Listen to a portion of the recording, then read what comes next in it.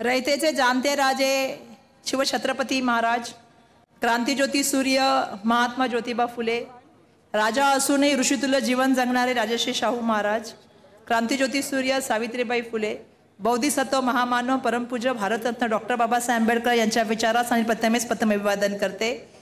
आज बाळासाहेब ठाकरे साहेबांना स्वर्गीय यांना या ठिकाणी विनम्र नमन करते, कारण त्यांचा स्मृती दिन आहे। मंचकावरती उपस्थित आदरणीय संजय राऊत साहेब, आदरणीय अनिल देसाई साहेब, आमचे सहकारी आदरणीय UB व्यंकटेशजी, माझ्या आधी ज्यांनी मार्गदर्शन केलं ते आमच्या विद्याताई, माझे स्नेही आणि मोठे बंधू अनिल परब साहेब, या ठिकाणी उपस्थित आमचे हुसेन दलवाई साहेब, आदरणीय आमदार भाई जगतापजी, आदरणीय रुबेनबाई, आदरणीय निर्मलाताई, मंचकावरती उपस्थित सर्व काँग्रेस, या ठिकाणी उपस्थित उद्धव बाळासाहेब ठाकरे शिवसेनाचे सगळे पदाधिकारी, मंचकावरती उपस्थित शरद पवार यांच्या राष्ट्रवादी काँग्रेसचे सगळे पदाधिकारी, मंचकावरती उपस्थित आम आदमी पार्टीचे सगळे पदाधिकारी, मंचकावरती आणि खाली उपस्थित आदरणीय समाजवादी पार्टीचे सगळे पदाधिकारी, मंचकावर आणि खाली उपस्थित आदरणीय CPI, CPM आणि त्याच व्यतिरिक्त रिपब्लिकन पार्टीचे सगळे पदाधिकारी, या व्यतिरिक्त जे या पार्टीना इंडिया अलायन्समध्ये त्या सगळ्यांचे या ठिकाणी मनापासून धन्यवाद व्यक्त करते। मंचकावरची आदरणीय नेते मंडळी, समोर उपस्थित माझ्या माता भगिनी आणि माझ्या बंधूंनो, सर्वप्रथम जसं मी सांगितलं की आजचा दिवस हा आपल्यासाठी खूप महत्त्वाचा आहे। हिंदू हृदय सम्राट बाळासाहेब ठाकरे यांना विनम्र अभिवादन आणि त्यांना नमन करत असताना आज मी या ठिकाणी या स्मृतीस्थळाच्या निमित्ताने आज ही बांद्रा कुर्ला कॉम्प्लेक्सला मीटिंग होत आहे। आज त्यांचा स्मृती दिन आहे। सर्वप्रथम आज सगळ्यांनी एक निर्णय करायचा आहे आणि निर्धार करून या ठिकाणी उठून जायचं आहे। तो निर्धार आपला असला पाहिजे की गद्दारांना त्यांची जागा दाखायची आणि खुद्दारांनी महत्त्वाची पूर्ण भूमिका या काळात निभावायची आहे। कारण आज आपण बिलकुल आज आपण जो मीटिंग घडवली आहे ती बदल घडवणार आणि महाराष्ट्र जिंकणार। कारण महाराष्ट्राचं पुरोगामित्व, प्रगत महाराष्ट्राला त्यांनी जो काळीमा लावण्याचा प्रयत्न केलाय, महाराष्ट्राचं राजकारण आणि महाराष्ट्राचं समाजकारण जे गलित करण्याचा त्यांनी प्रयत्न केलेला आहे, ज्याची अधोगती करण्याचा त्यांनी प्रयत्न केला आहे। महाराष्ट्राच्या राजकारणाला शिवछत्रपती महाराजाचा इतिहास आहे। त्या ठिकाणी विरोधकांना सुद्धा जे आहे ते प्रेमाने, मतभेद बिलकुल असतात, वैचारिक असतात, पण आताच्या काळात आपण बघत चाललेलो आहोत मतभेद हे फक्त वैचारिक राहिलेले नाहीयेत, ते व्यक्तिशः झालेले आहेत। आपल्याला सांगायला मला पाहिजे की मी पहिल्यांदा बघितलं की गद्दारांचं सरकार त्या ठिकाणी निर्माण झालं। ही महाराष्ट्राला कधीच आवडणार नाही। शिवछत्रपती महाराजांच्या काळात सुद्धा गद्दारांना त्या ठिकाणी ठेचून मारण्याची आणि कडेलोट करण्याची परंपरा होती। ती परंपरा आता आपण सगळ्यांनी निभावण्याचं काम केलं पाहिजे। आज आपल्या सगळ्यांना या ठिकाणी निर्धार करायला पाहिजे। बदल तर नक्कीच घडणार, बदल यासाठी घडणार कारण महाराष्ट्र आपल्याला जिंकवायचं आहे। महाराष्ट्र आपल्याला का जिंकवायचं आहे? जे शिवछत्रपती महाराजांचा पुतळा सांभाळू शकत नाहीत, आपल्या आराध्य देवतेची विटंबना करतात, त्यांना आपल्याला दाखवायला पाहिजे की महाराष्ट्राची जनता त्यांना कशा तऱ्हेने जागा दाखवण्याचं काम करणार आहे। खरं तर मी ताईंचं भाषण ऐकत होते। आपल्या सगळ्यांना माहिती आहे आज मोठ्या प्रमाणामध्ये राजकारणात आपण बघतो सरकारी यंत्रणांचा वापर केला जातो। त्याचा वापर मोठ्या प्रमाणामध्ये कोण करतं हे मी सांगायची गरज नाही। या देशाचे पंतप्रधान आणि या देशाचे home minister, ED, CBI, income tax ज्या स्वायत्त संस्था आहेत यांचा घरगडी म्हणून वापर करतात आणि त्या ठिकाणी विरोधकांवर एक दबाव तयार करण्याचा प्रयत्न करतात। एकेकाळीच म्हणणार आहे की कोणी 70,000चा घोटाळा केलेला आहे, आज त्यांच्या पक्षामध्ये जातात, त्यांच्या महायुतीत जातात, महाभ्रष्ट युतीत जातात आणि त्या ठिकाणी ते स्वच्छ होण्याचं काम होतं।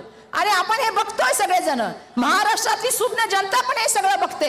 महाराष्ट्रातल्या जनतेला हे कदापि आवडणार नाही आणि म्हणून येणाऱ्या काळामध्ये महाराष्ट्राची जनता जी आहे ती स्वाभिमानी जनता आहे आणि अशी स्वाभिमानी जनता बदल नक्कीच घडवणार आणि महाराष्ट्र जिंकायला मदत करणार।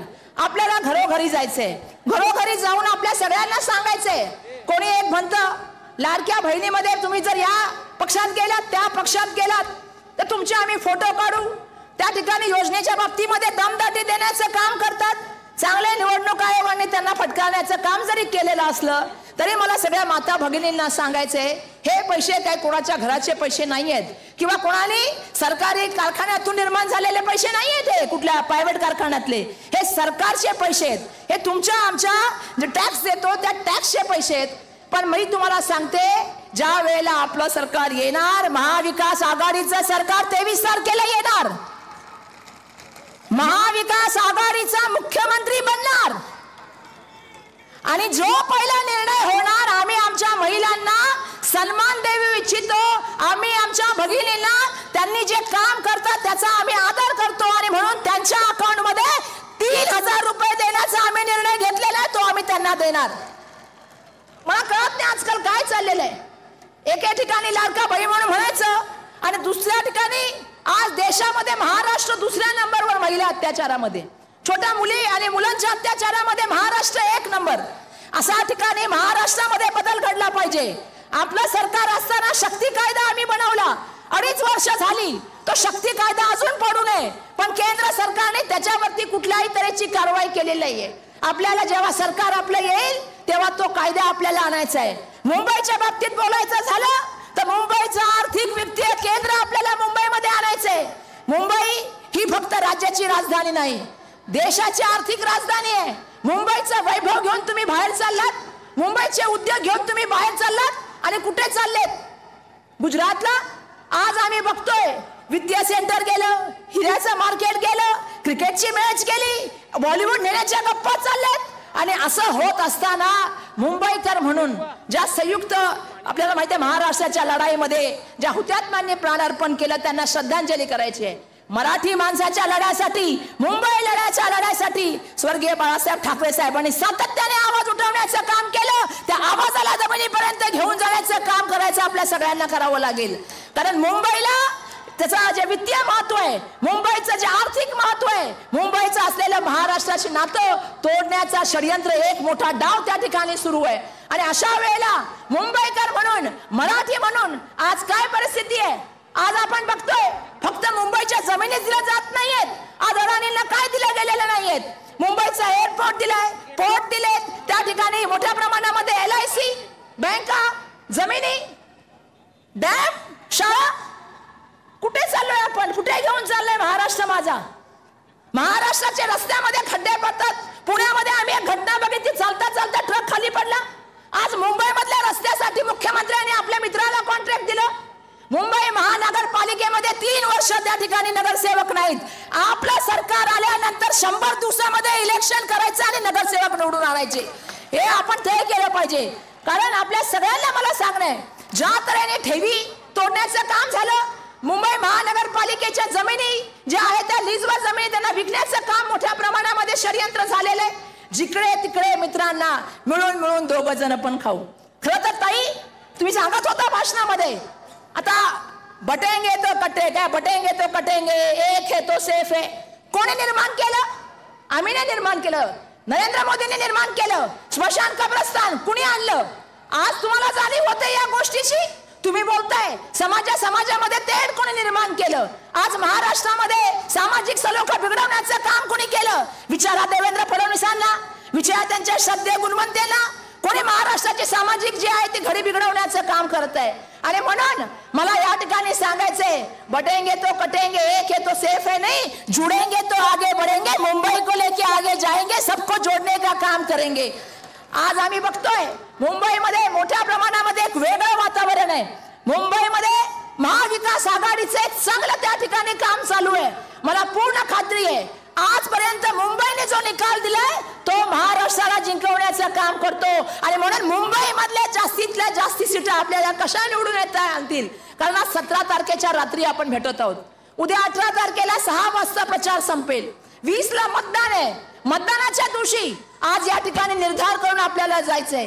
जो जो महाविकास आघाडीचा उमेदवार असेल, काँग्रेसचे कार्यकर्ते असतील, या ठिकाणी उद्धव बाळासाहेब ठाकरे शिवसेनेचे कार्यकर्ते असतील, शरदचंद्र पवार यांच्या राष्ट्रवादी काँग्रेसचे कार्यकर्ते असतील, आम आदमी पार्टी, समाजवादी पार्टी, CPM रिपब्लिकन पार्टीचे कार्यकर्ते असतील, एकजुटीने एक दिलाने उतरा.